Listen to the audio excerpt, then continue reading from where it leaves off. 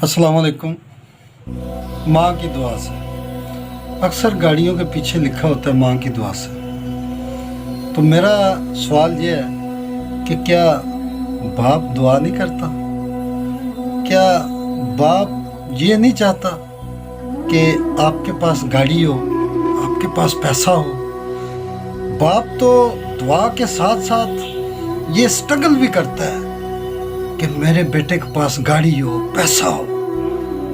तो जब आप गाड़ी के पीछे लिखवाते हैं ना माँ की दुआ से, तो आप जानते हैं कि बाप को कितनी तकलीफ़ होती होगी।